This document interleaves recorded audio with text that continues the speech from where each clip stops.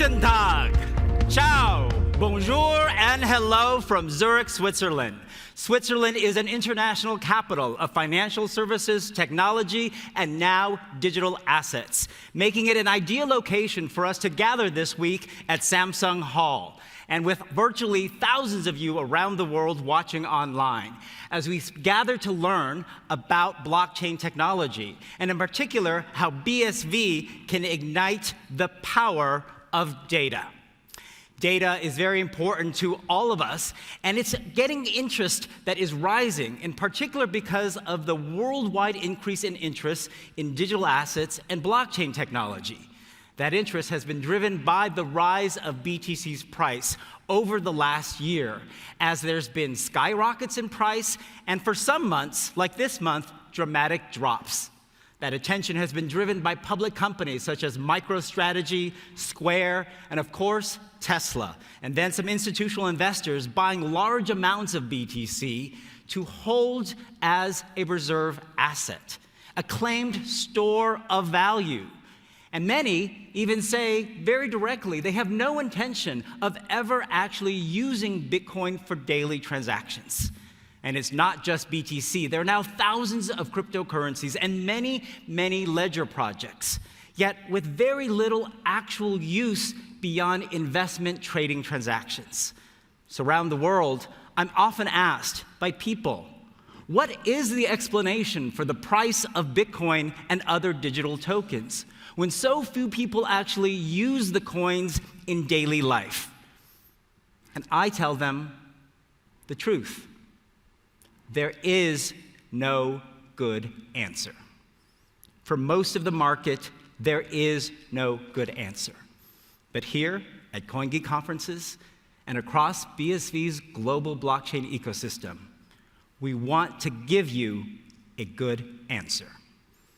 That answer is rooted in a blockchain that scales to handle huge volumes of electronic cash payment transactions down to the micro and nano levels of mere fractions of a cent, and massive use of data applications.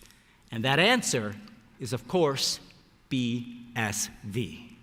Because the BSV ecosystem recognizes and optimizes the power of data as the most valuable commodity of our digital economy. We seek to build real value with real utility with real data. And that separates BSV from the rest of the crypto world. And that's a message I want to underline right now. BSV is different from much of the cryptocurrency world. In fact, almost all of it. And why? We don't want a coin that you just hold for years. We build a blockchain to be used on a daily basis for billions of payment and business interactions, to create technology infrastructure, to be the new digital plumbing that works with the internet to ignite the power of data. I want to take you today on a journey through humanity's history with data, how blockchain technology has advanced that journey, and how BSV in particular will ignite it to a new future. Because humans, we've always looked for knowledge, and of course, there became ways to actually record it. With the earliest known recording of data in 19,000 BC, the Ashango bone, etchings on a bone as the earliest known form of tallying of numbers. For centuries then, information got recorded on stone tablets and other products and physical items, and they were collected into ancient libraries.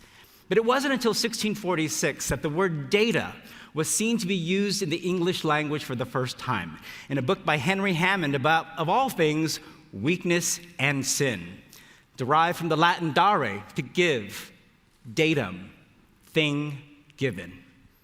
Data is known today as a fact given or granted, often as the basis for calculation. And then a couple of decades later, it was John Grant in England who conducted one of the earliest recorded instances of data analysis, studying the death records of parishes in London in order to create this, a table of casualties, which he then used to create a book that he published, observations about the varying death rates between genders in London, and even using it to try to predict life expectancy. One of the first known instances of a writing using data to analyze and make predictions that could improve our life. And then let's hop over to the United States, where in 1880, it became obvious during the US Census that the population had grown so large and more questions were being asked that the data collected by census takers was just too vast to be analyzed. So a solution was created in 1890 when Herman Hollerith created a tabulation machine, the Hollerith desk, to efficiently count punch cards. And then in 1928, data went magnetic when Fritz Flumer invented magnetic tape for storing data. And that became the foundation for recording and using all of these devices we've had since then to power data. In the 1960s, American computer scientist Joseph Carl Robert Licklider envisioned something grand, an intergalactic computer network where data and programs could be accessed by anyone, anywhere, at any time. That's a precursor to the internet and cloud computing, and I would argue, blockchain technology. And it became linked to the 1990s, when the modern internet as we know it today started to emerge, with Sir Tim Berners-Lee creating hyperlinks and hypertext to enable the sharing of data worldwide, which became so vast, we needed new ways to search for it. And I remember 1997 when Google Search launched in its primitive form, advancing our ability to synthesize, find, and use data. Today, data has grown to be stored in server rooms, up in the cloud with cloud services. But the true advancement that we're seeing, and which we'll discuss over the next 3 days here at CoinGig Zurich, is blockchain technology. And it is necessary to handle this exponential growth of data usage we're seeing every day. Over 306 billion emails and 500 million tweets, 95 million photos and videos posted on Instagram. Every one of you, every day, will generate 1.7 megabytes of data every second of the day. And by 2025, it's estimated that each human every day will be generating somehow 463 exabytes of data. And that's because of the proliferation of the Internet of Things. Extreme scale growth because there will be devices on buildings, in your home, across your city, on your body that collect and send data. 83 billion endpoints in IoT expected by the year 2024. So managing that data becomes complicated. And the best way to manage it in the future comes from Bitcoin, which people don't associate with data because it was introduced to the world in 2008 by the famed Satoshi Nakamoto white paper, providing a system for peer-to-peer electronic cash, making it easier and more efficient to send online payments to any person between me and you anywhere in the world because we don't use financial intermediaries and institutions as part of the process. And it did so by introducing the concept not of a blockchain, as it was described at the time, but a distributed timestamp server, a way to record transactions in chronological history with date and time. But instead of one person controlling it, distributing it, so the ledger is maintained and added to by many participants all across the world. And that ledger is also publicly available, so you can verify the transactions that happen on the ledger, which is critical to the concept of honesty, which is so important to Bitcoin. Although Bitcoin has garnered a reputation of something that is illicit, Satoshi's true vision was a system that is honest, because it has a ledger that's public and verifiable, and the word honest is used 15 times in the Bitcoin white paper. And the most important thing for you to understand across the next 3 days is that Bitcoin is more than just about electronic cash or payments. It is a blockchain, a distributed ledger. It is a data network, just like the internet. It is a network protocol, a rule set, like IP protocol, that controls and governs an entire data system. And that is why we understand Bitcoin as the fusion of data and money.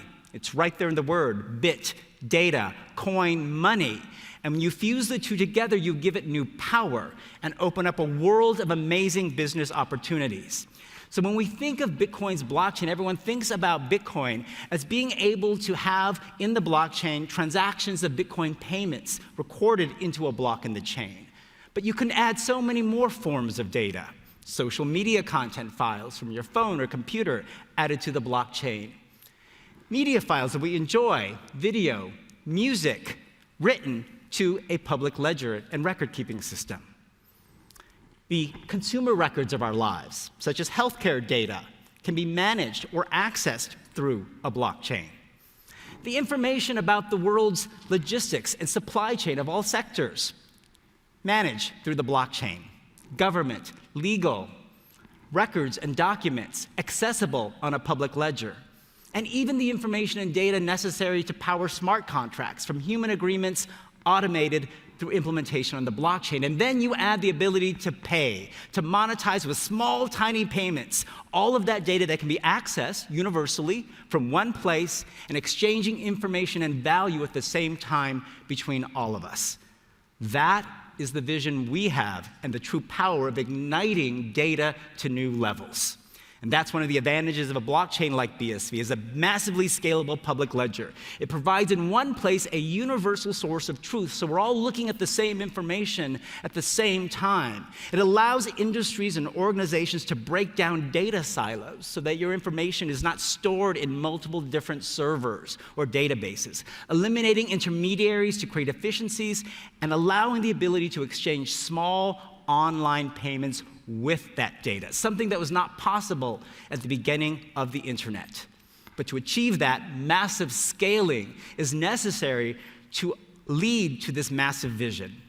And that's what Satoshi Nakamoto always wanted. Way back in 2009, early in Bitcoin's history, he wrote that Bitcoin never really hits a scale ceiling. It already at that time should be capable of exceeding the Visa network's payment transaction capacity.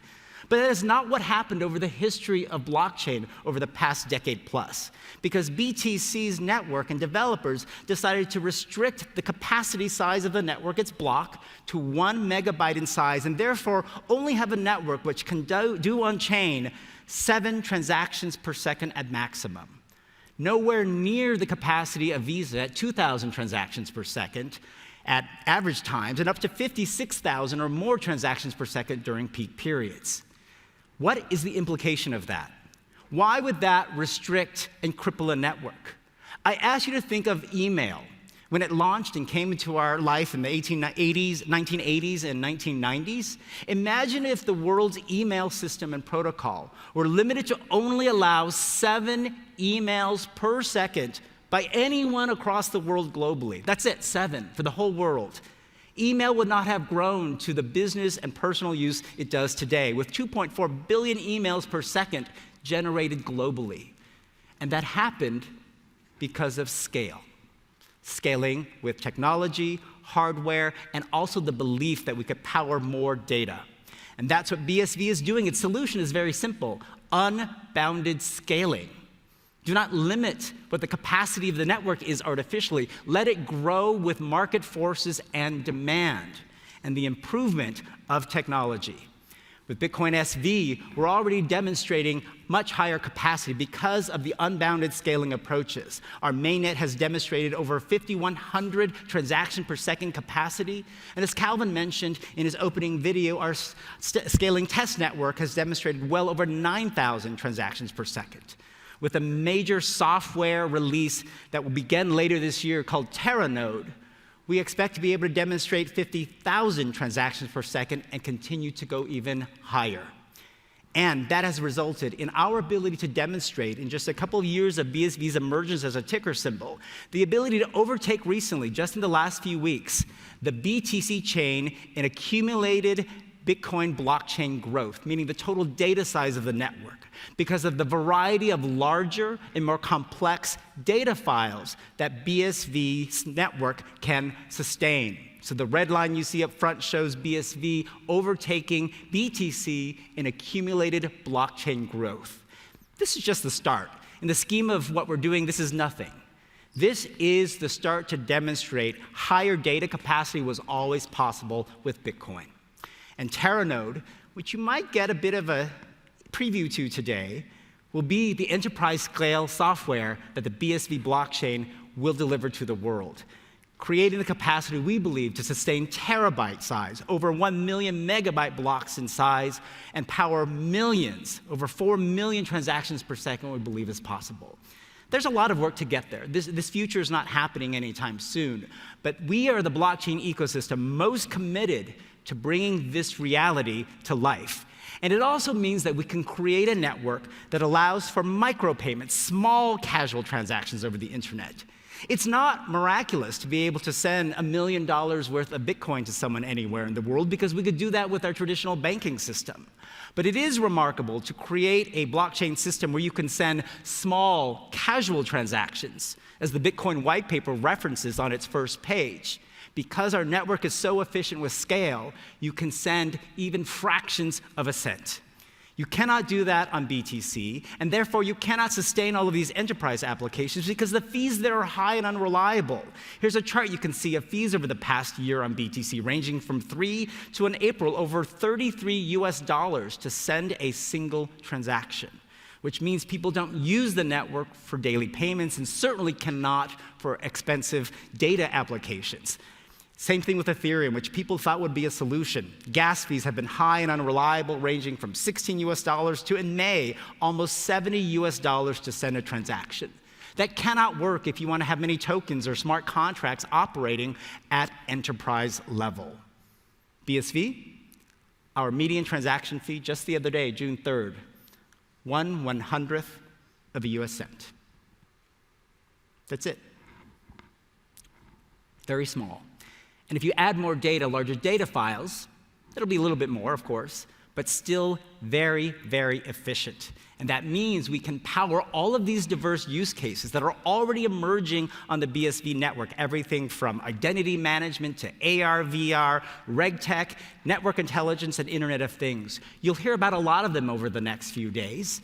And it'll include everything from Handcash, Zumo, Relay, CentB, Dot Wallet, which are all wallets that provide more efficient payment systems because of BSV. You'll hear from a local company, Chenti, which has partnered with Tal, a Canadian public mining company, Vionex, and What's On Chain to develop a more secure and fast eCash payment system. Gravity, creating a new banking and financial services ecosystem for the world. And there will be the use of micropayments you'll hear about, from things like Pew and Handcash, Haste, a game that actually provides a whole platform for allowing video gamers to earn tiny amounts of money, and even consumer review platforms such as Brightview to make it more honest, the reviews we see online.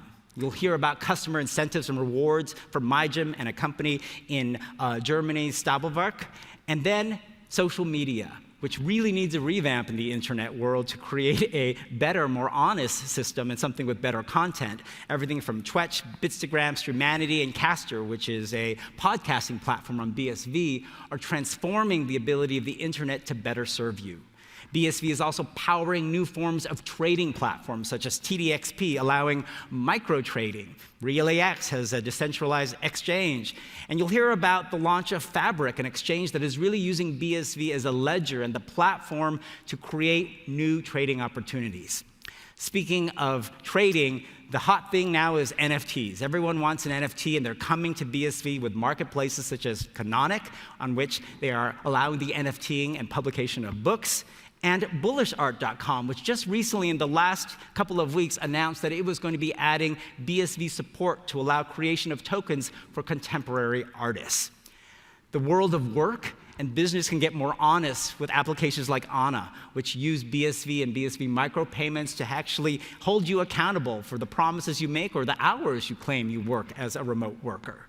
In the esports world, you'll hear from the CEO of Fix and the discovery of the launch of its platform for CryptoFights, a game on its mainnet, which uses the blockchain not just for in-game items, but to actually record battle moves to ensure more integrity in esports betting.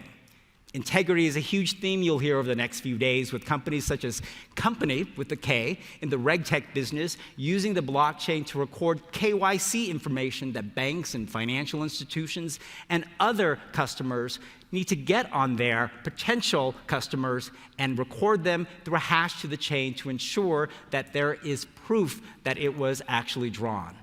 Veridad is a US company creating a trust-as-a-service platform that's starting with the pharmaceutical industry to take the data generated by clinical research when you're, for example, creating a new drug and ensuring that it is not manipulated by recording hashes of that data to the chain so that it can be easily detected if there's manipulation or changes later.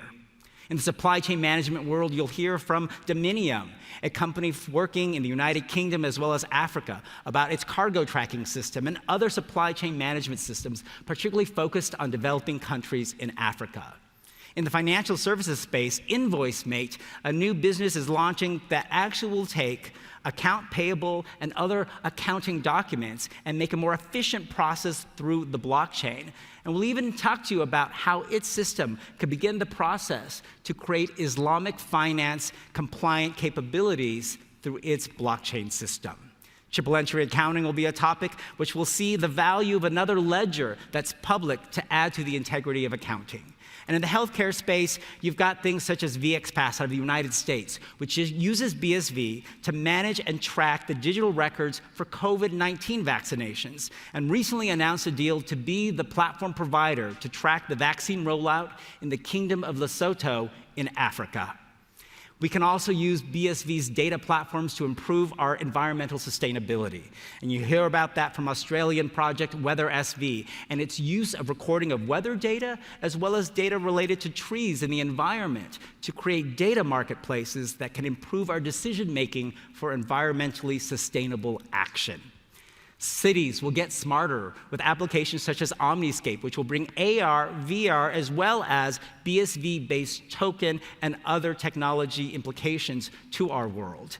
And as Calvin mentioned, entire governments are starting to look at BSV. The South Pacific small island nation of Tuvalu is building a national digital ledger, moving its e-government services and records for its citizens to something built on the BSV blockchain.